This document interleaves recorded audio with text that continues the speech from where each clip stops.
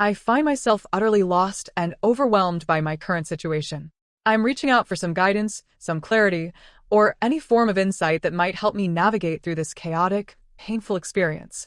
To give some context, my wife, 39, and I, 40, have been married for 17 years. We've known each other for much longer, having been high school sweethearts for almost 23 years. Together, we've built a life filled with memories, milestones, and the joy of raising three daughters, 15, 13, and 1. We've always been a tight-knit family, and while life wasn't without its challenges, we've managed them together until now. Everything started to fall apart 3 days ago, though I didn't see it coming. My wife came home from work one afternoon, looking distressed and frazzled. She was visibly upset, acting frantic, and hastily packed an overnight bag. She didn't give me any clear explanation. I was left bewildered. My daughter, who had been home at the time, witnessed the whole scene. She tried to talk to her mom, but my wife was inconsolable, in a near-panic state. She cried and couldn't find the words to explain what was happening. She left the house, and I could only watch, completely lost and confused. Since then, there's been no communication from my wife. I tried reaching out to her immediately. I sent texts, called her several times, but received no response. At this point, the situation seemed strange, almost surreal. My concern deepened when I contacted her parents, desperate for answers. After some time, they finally replied, telling me that my wife was safe with them and that I needed to be patient and understanding. That was all they said. There were no further details, no explanations, just a brief message and nothing else. I contacted her sister, her brother, and even some of her close colleagues from work. But no one had any information. Her brother was clueless and said he knew nothing about what had happened. A friend from her workplace said that my wife had been at work in the morning but disappeared by lunchtime, and that was the last anyone had seen her.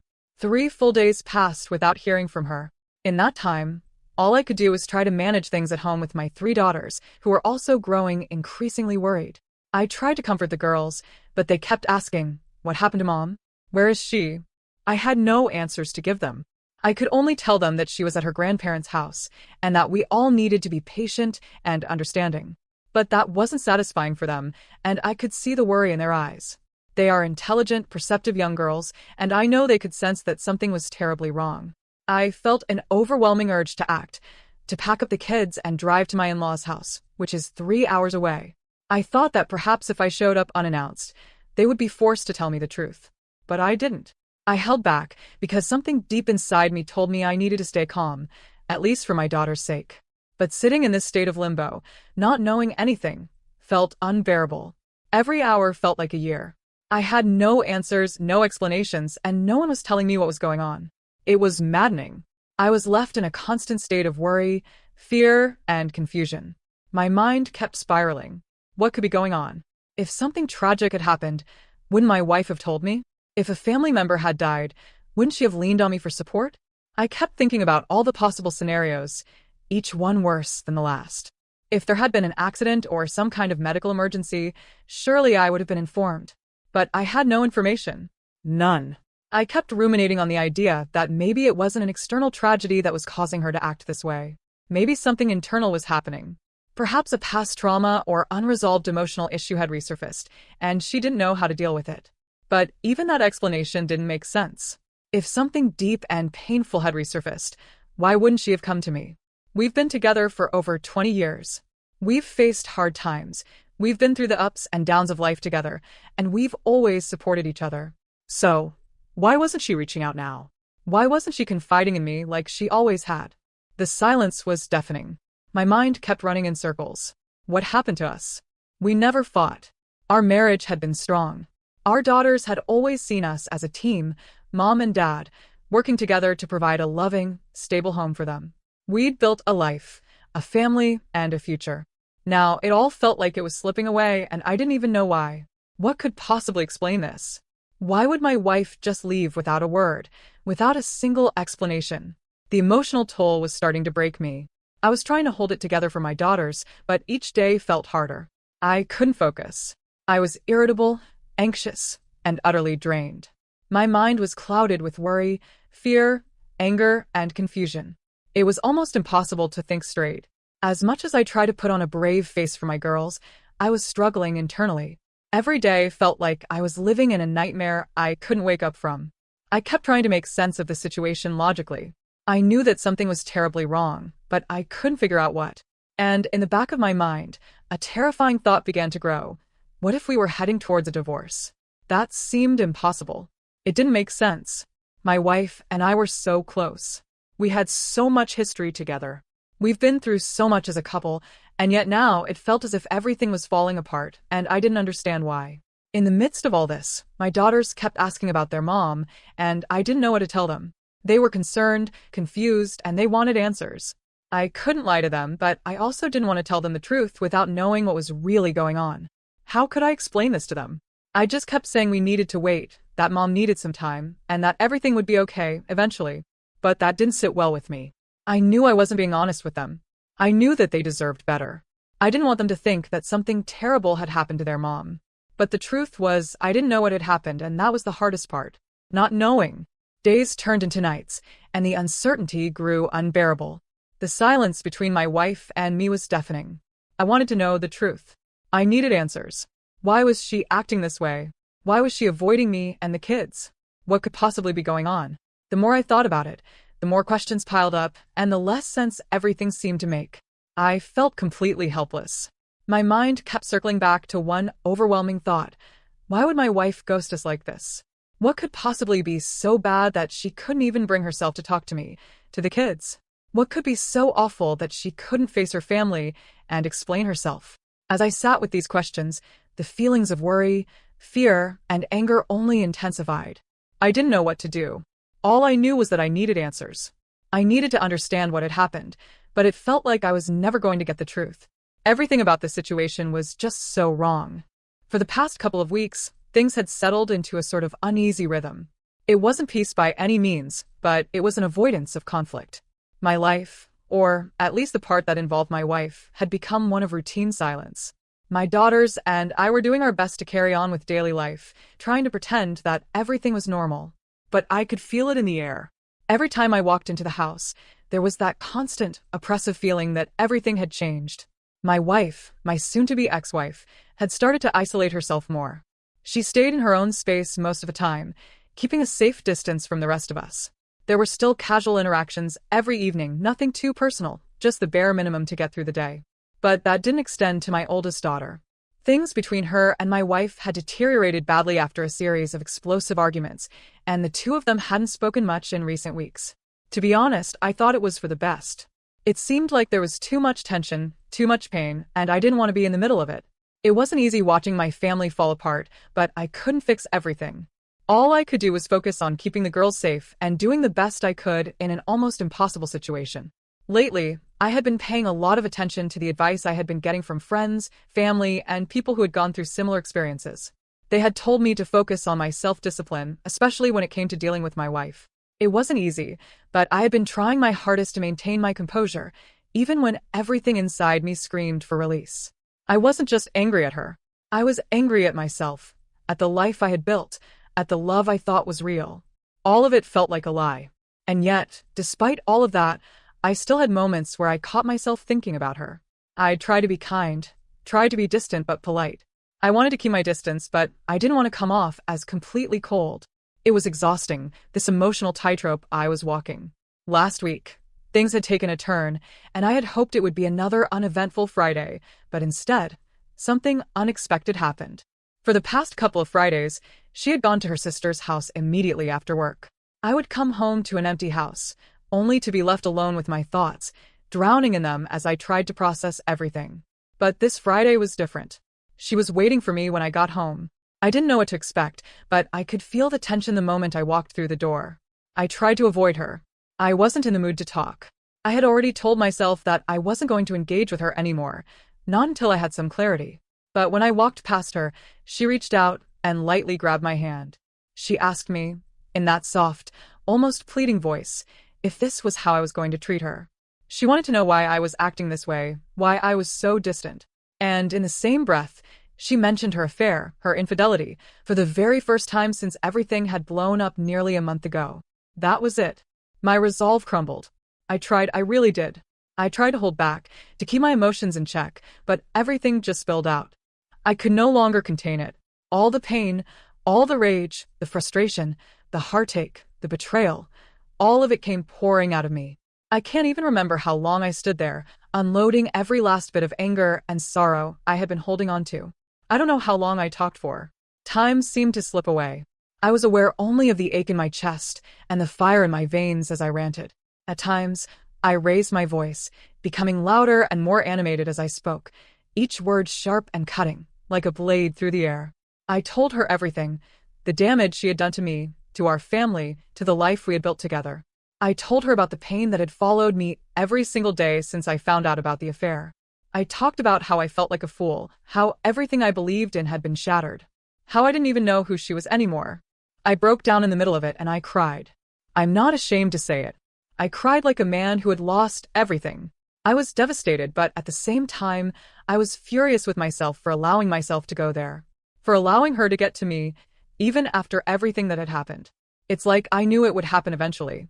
I knew that at some point I would snap, but I hated myself for it. Then something I didn't expect happened. She started crying too.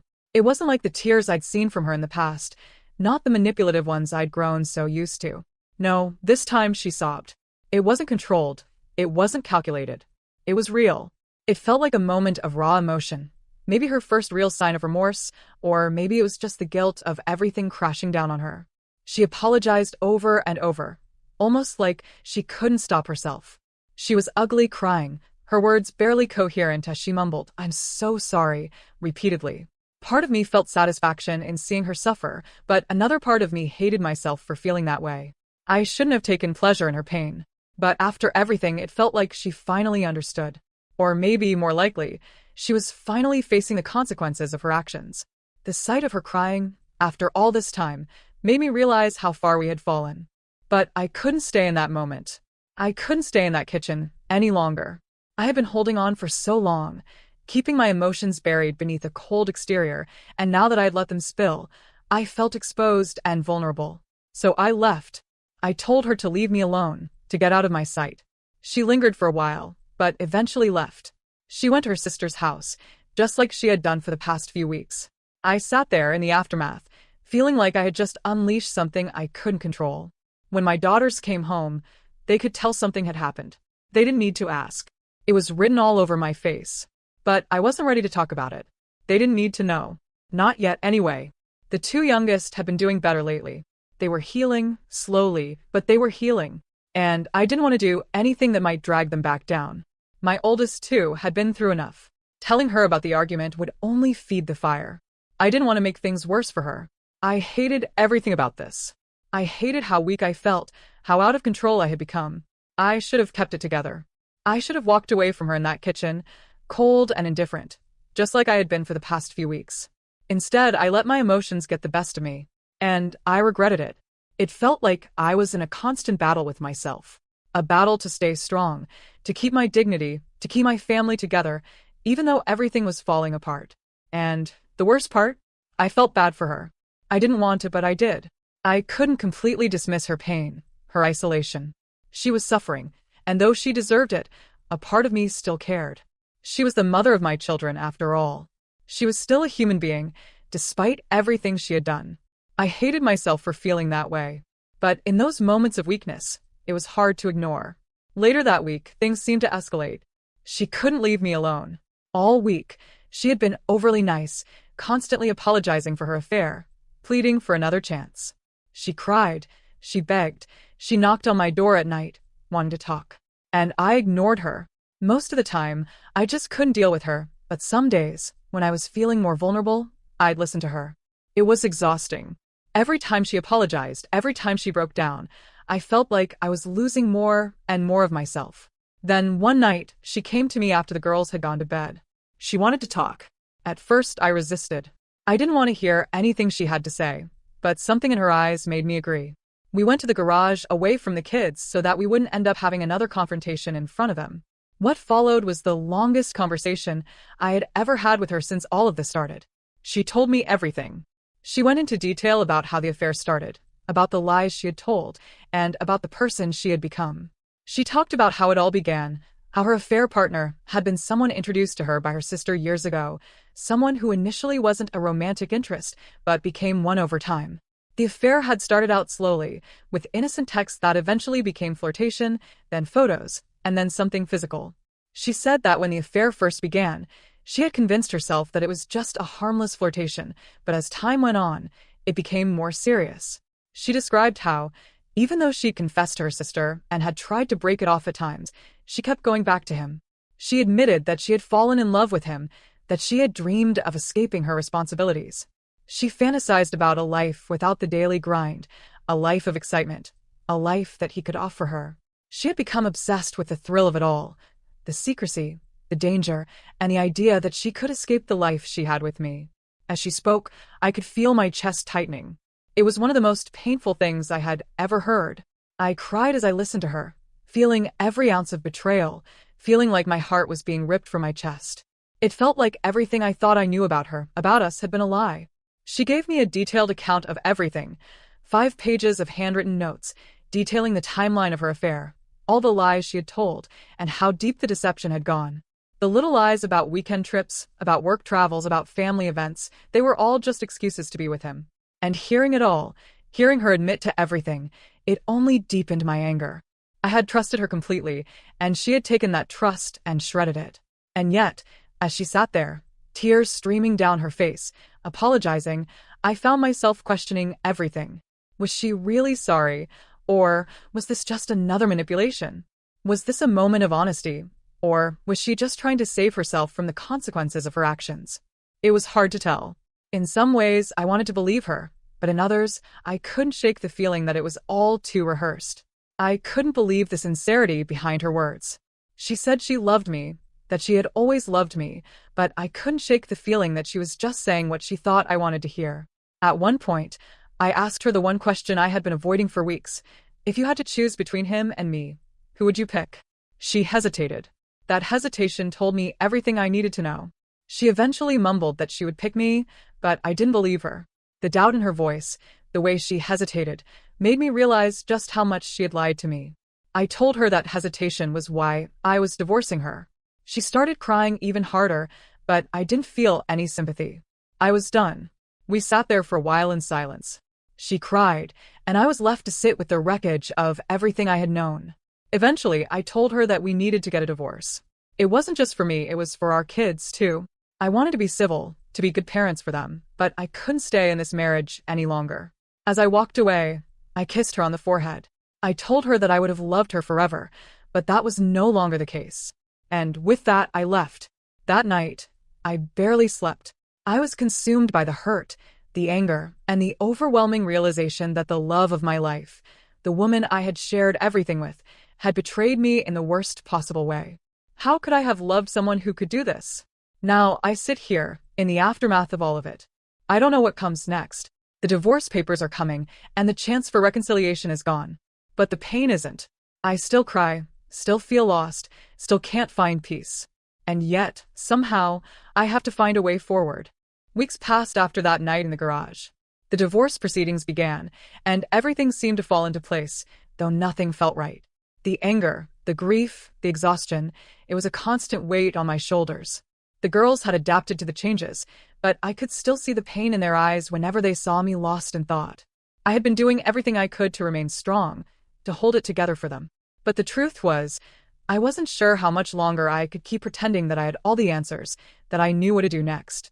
My wife, the woman who had once been my partner, my equal, had become a shadow of the person she once was.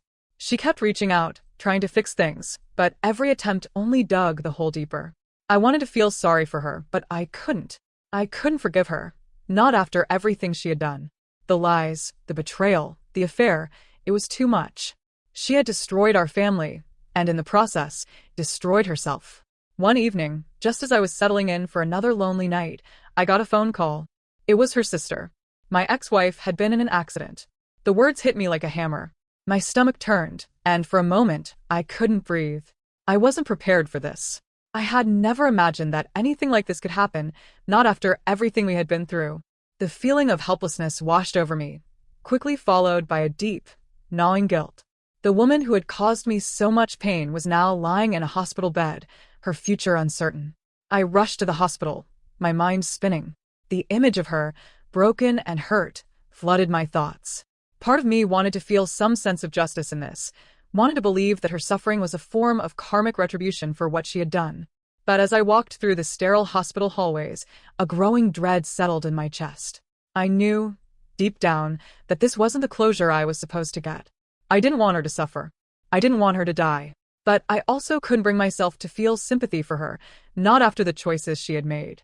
I arrived at the ICU, where her sister met me at the door. She looked pale, her eyes red from crying. She's in bad shape, her sister said, her voice breaking. She's not responding well. They don't know if she'll make it through the night. I didn't know what to say. How was I supposed to feel in this moment? She had torn my heart apart, shattered our family, and yet, seeing her in that hospital bed, so fragile, made it hard for me to hold on to the anger. The guilt started to gnaw at me. Could I have done something differently? Should I have fought for our marriage more? But those questions were unanswerable. The damage was done. I walked into her room, her face pale, her breathing shallow, machines beeping in the background. She was unconscious, hooked up to N4, bruised from the car accident. She looked so small, so vulnerable. It almost felt like I was looking at a stranger.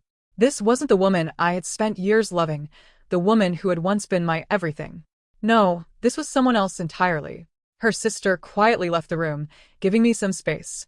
I sat in the chair beside her bed, staring at her face, trying to reconcile the person lying there with the one who had destroyed everything I held dear. A part of me wished I could find it in me to forgive her, to ease the weight of the past. But the anger was still there, lingering just beneath the surface. She had broken us. There was no going back from that. I stayed for hours, watching her, my thoughts a chaotic mess. By the time the doctors came in, her condition had deteriorated further. She wasn't responding to treatment, and they didn't think she would survive much longer. They gave her sister and me the option to decide whether to continue with the life support. I could feel my heart breaking in two. In that moment, all I could think about was the family she had torn apart, the girls she had hurt, the future she had robbed us of. But I didn't want her to die like this, alone in a hospital bed, a tragic end to a tragic life. I left the room to speak with the doctors, my mind racing. When I returned, her sister had made the decision to take her off life support. The room grew quieter, and I found myself sitting there, watching her breathe her last breath. The silence was deafening. I wanted to feel relief. I wanted to feel something other than this deep ache. But I didn't feel relief. I felt hollow. The love I had once had for her had been destroyed, replaced by a void that seemed impossible to fill. And now, as I sat there, watching the woman who had once been the love of my life slip away, I realized that nothing could undo the damage she had caused. She had chosen her path, and now she was paying the ultimate price. As her life faded, I found myself questioning everything. Could I have loved her differently? Could I have saved her from herself? These questions were the ones that would haunt me for the rest of my life. But in the end, there was nothing I could have done. She had made her choices, and they had led her here. When it was all over, I walked out of the hospital a broken man. The woman who had destroyed my life was gone, but the scars she left would remain forever. I had survived the betrayal, but at what cost? My heart had been shattered, my trust obliterated. And now, her tragic end had left me with nothing but the remnants of a life that could have been. The family we once were was now just a memory, and all that was left was the quiet ache of everything we had lost. I returned home that night to an empty house, my daughters asleep in their rooms. I sat there in the darkness, staring at the walls, trying to make sense of it all. The pain was still there, lingering, but it was quieter now. I didn't know if I could ever forgive her. Maybe I didn't need to. Maybe forgiveness wasn't meant for this. All I knew was that, somehow, I had to find a way to move forward. The road ahead was uncertain, but I had my daughters, and that was the only thing that mattered now. Thank you for watching this video. Don't forget to subscribe and hit notification bell to stay updated.